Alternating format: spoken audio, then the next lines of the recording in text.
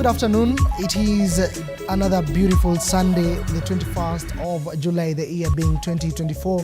Thank you for always choosing TV47 to bring you up to speed with the latest from across all the 47 counties through to our name. Another afternoon to bring you up to speed and place you ahead of the curve with the latest. But first, the highlights.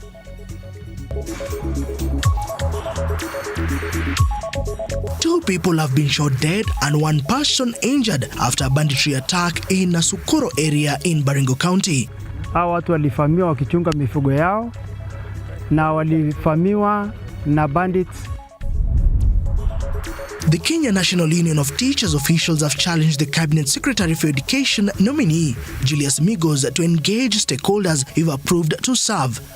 What we should actually look into in matters, more so when one is a CS, is the level and the ability to execute and perform as a proper administrator. Spiritual leaders in the discipline service are urging police officers to be responsible in maintaining law and order during protests. Once again, good afternoon. My name is Moige William. This is TV47 News Now, our afternoon's broadcast with the latest news from across the country and even beyond the borders. Now, shall we keep you informed? Two people have been shot dead and one person seriously injured after bandits attacked Nasukuro area in Baringo County last night and made away with over 50 herds of cattle. The latest attack has come in the wake of relative peace in the area for nearly 6 months now. The shattering sound of gunshot had gone silent in Baringo South. The two people who were shot dead were part of the herders who were ambushed in the grazing fields. The bodies of the deceased were retrieved after a day search in the overgrown thicket as police combed the bushes in a bid to flush out bandits. The bodies were taken to Barnet morgue while the injured was referred to Nakuru Provincial Hospital. We also have one other person who is seriously injured, who is at the hospital. Animals have been stolen through robbery with violence. A number of 50 animals have been taken away. So as we speak now at Nasukuro, we call upon the government to act swiftly to ensure that the lost animals are recovered and also go for the bandits who have been terrorizing the community every now and then. Kwa nini watu wanatufamia tukiwa kwetu? Kwa hivyo hii ardhi ambayo watu wanatunyang'anya, malishoni ya ng'ombe yetu watu wanatunyang'anya, rais tunaomba kwamba hayo yapate kukoma, na kwa Kindiki sasa kazi ni kwako. Imekuwa vibaya na tumepata hofu kuogopa ya kwamba labda hii mambo ya amani itaharibika babu ya wakora kutoka wenzetu watu ya Baringo East. Kwa hivyo ile mnataka niambie serikali wajikokote na kutafuta namna ya weka mkaso mambo ya usalama. After President William Ruto named his first batch of cabinet secretaries, religious leaders from both the Christian and Muslim faith in Mombasa are now calling on the president to consider at least 2 nominees from the coastal region. Addressing the press in Mombasa, the leaders have suggested former Mombasa governor, that is Hassan Ali Joho, as the most favorite to be considered when the president names his second and last batch of cabinet secretaries. However, they have congratulated the Gen Zs for their tireless push for reforms and urged them to embrace dialogue and give the president time to implement their grievances. Twamuomba rais kwamba tuna kijana wetu ama kiongozi wetu,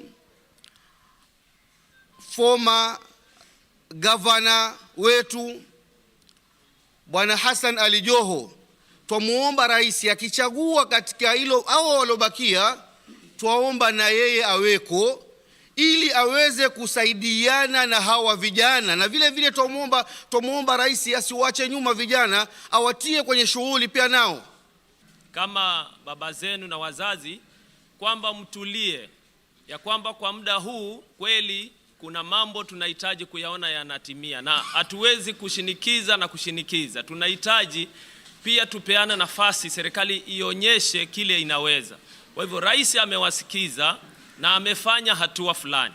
Kwa hivyo tumpe nafasi aweze kutimiza na kuonyesha. Tunakushukuru kwa kazi nzuri umefanya kwa kuanza kuchagua mawaziri. Twashukuru sana. Na Mombasa hapa twakuomba ukakumbuke Mombasa. Aswa mheshimiwa wetu ambaye amekuwa katika uongozi, Mheshimiwa Joho, tumekuwa naye amefanya kazi nzuri. Tafadhali umkumbuke. Atashughulikia vile alivyoshughulikia wakati tulikuwa naye katika uongozi.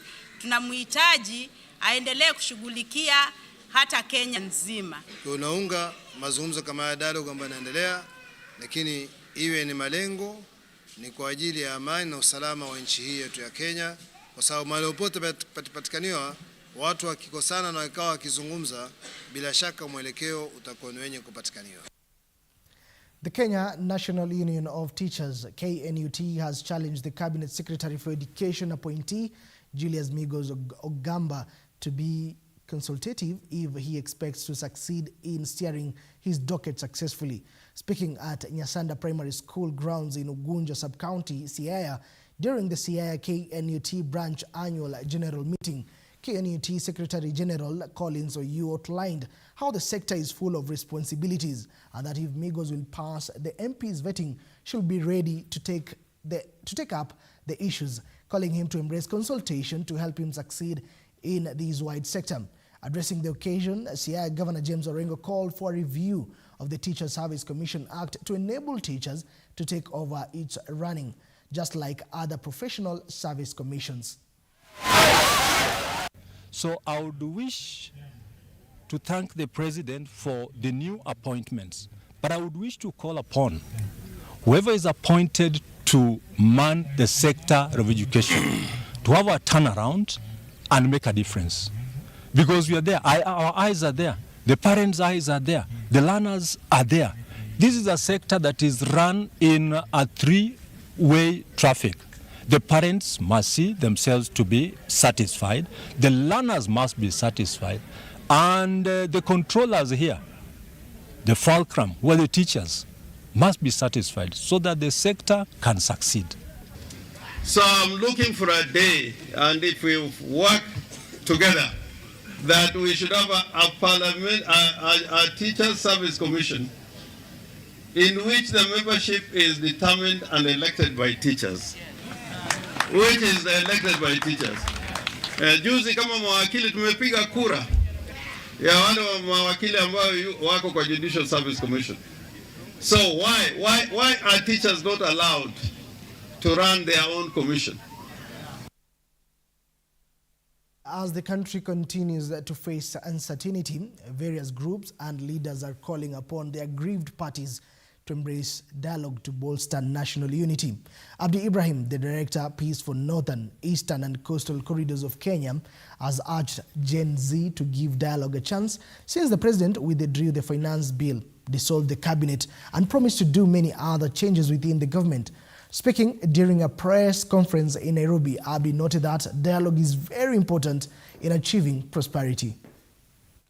Our major concern is if Gen Zs have been doing all these demonstrations, and concern was about injustices and the corruption, the government led by His Excellency Ruto have accepted and they have shown flexibility where he has withdrawn the basic issue that moved Gen Zs, that is the bill, Finance Bill 2024. And he has also dismissed his cabinets and also accepted to do many other changes.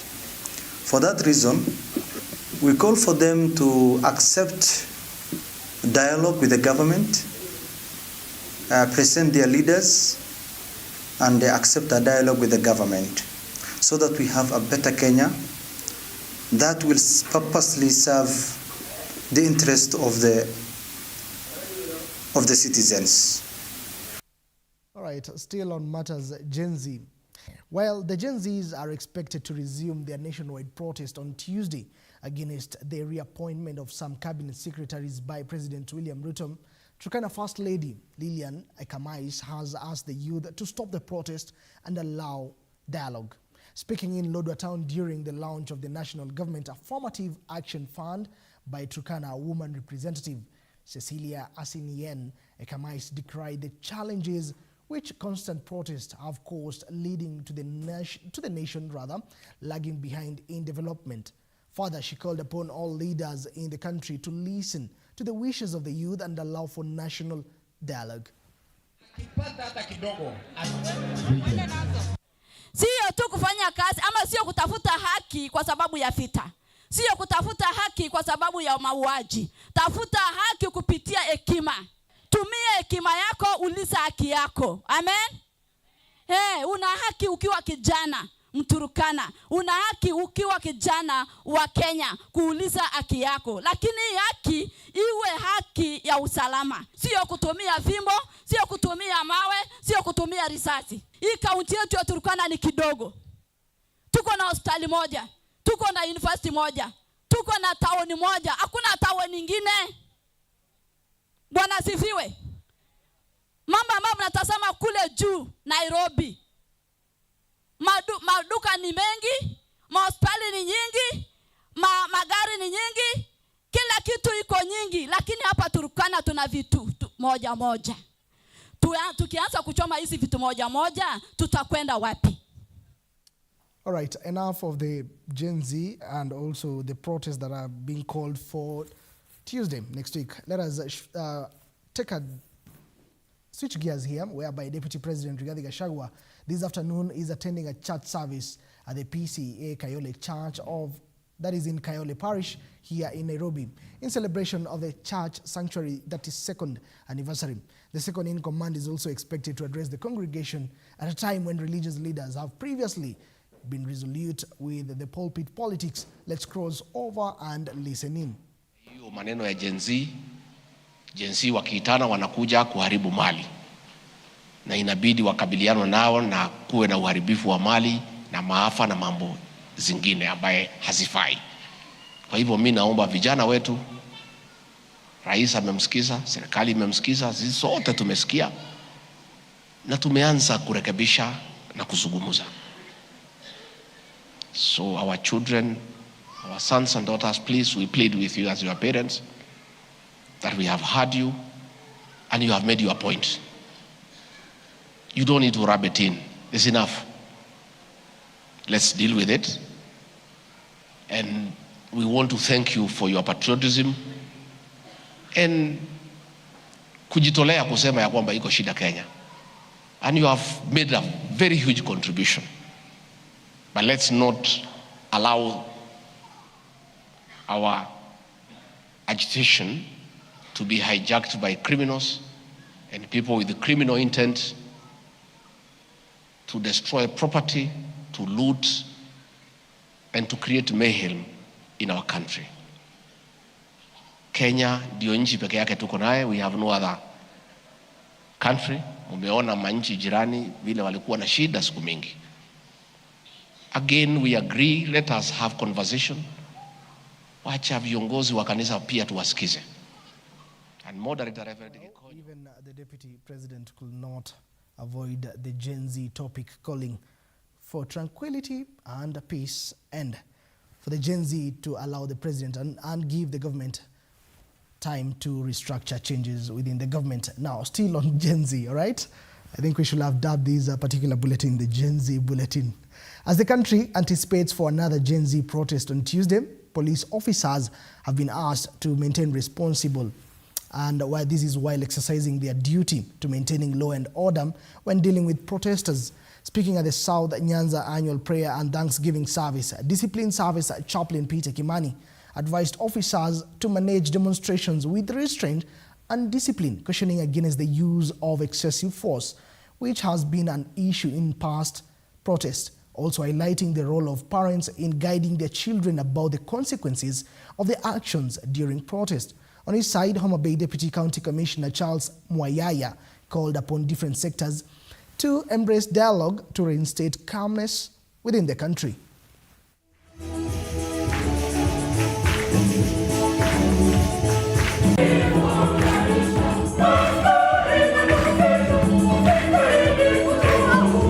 we have spoken to the officers about themselves being disciplined and also have self-restraint in whatever when they are carrying out, when they are controlling the crowds. And also we encourage the parents to be on top of talking to their children, because once they leave their homes, they do not go out there to destroy properties which are not of other people, but rather properties and businesses that belong to their parents and belong to the people that they are supposed to benefit from. Tutafutane, tukae chini, lazima tuongeze, tutafute mpango fulani, tutarekebisha namna gani hii nchi yetu, tutaenda vipi kutoka hapa, tusonge mbele. Na hatuwezi tukapanga kama hatuzungumzi. So tukisema hatutazungumza, sasa tunapanga namna gani? Elsewhere, the victims of police brutality in Nyeri County are receiving treatment for gunshot wounds that is in Karatina Sub-County Hospital. The victims sustained the gunshot injuries during Tuesday's protest. Nyeri Governor Mutahi Kahiga paid an impromptu visit to witness their recovery process. The governor, who instructed their medical bills to be waived, assured them of his unwavering support in their recovery journey.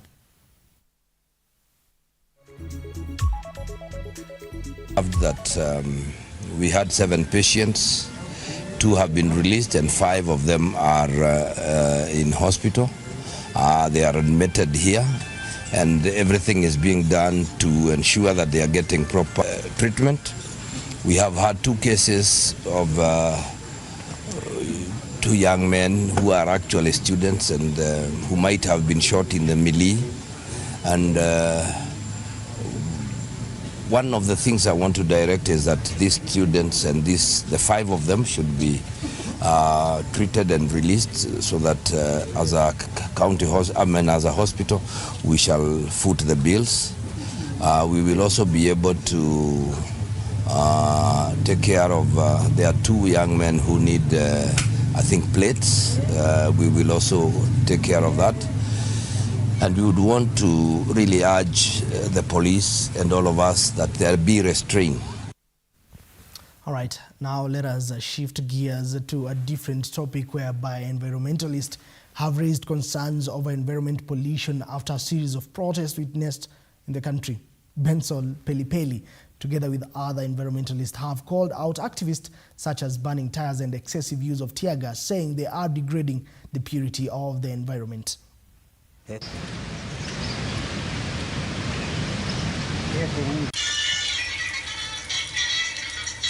Kuna maneno si kufurahia katika Kenya hii kama mimi mtu ya mazingira, na mimi naomba nyinyi wanahabari wote wa Kenya, kwa sababu kama ni ukweli hiyo sheria ichukuliwe kwa sababu ya kuharibu mazingira.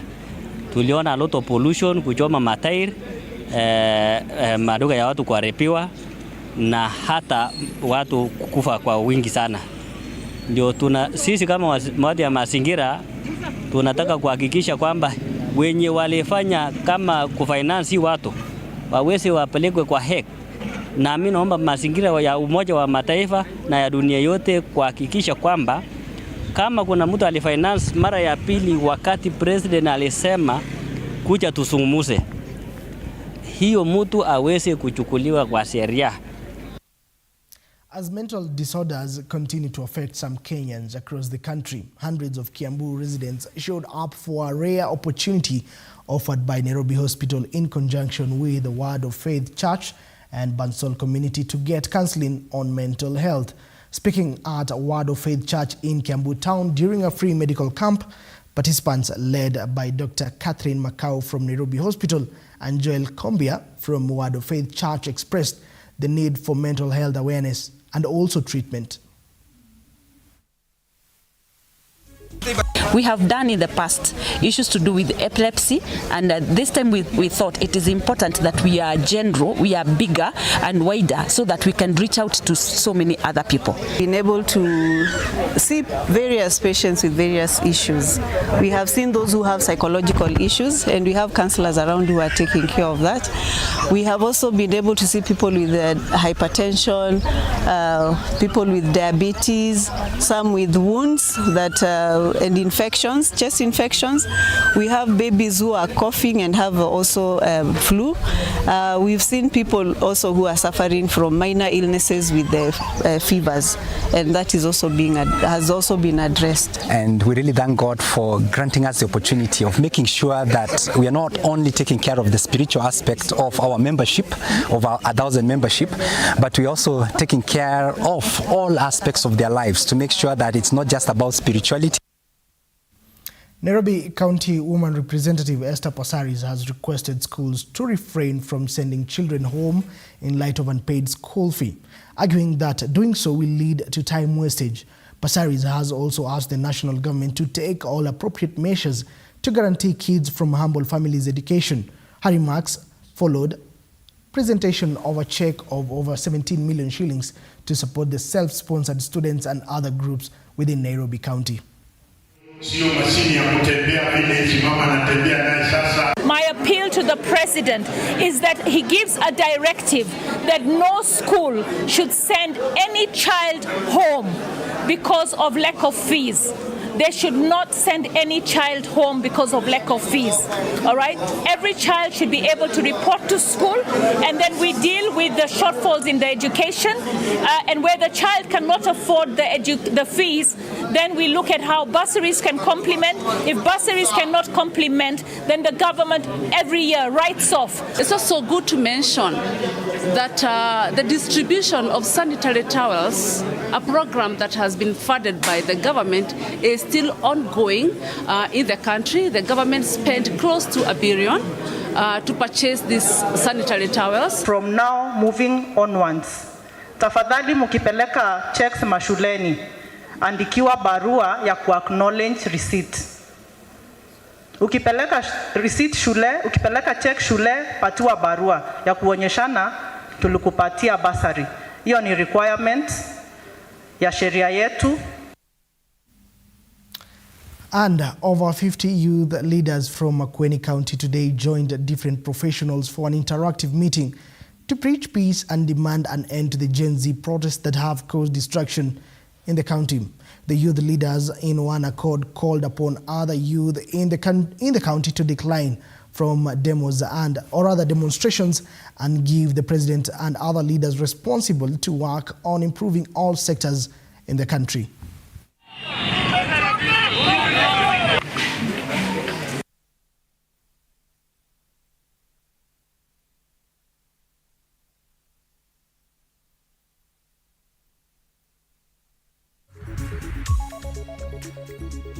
Kenyans in Washington, D.C. in the United States of America rallied at the International Monetary Fund headquarters demanding an end to crippling loans and economic interference in Kenya. Agitated Kenyans also condemned neocolonialism, that is, while advocating for financial sovereignty and sustainable development. Kenya first!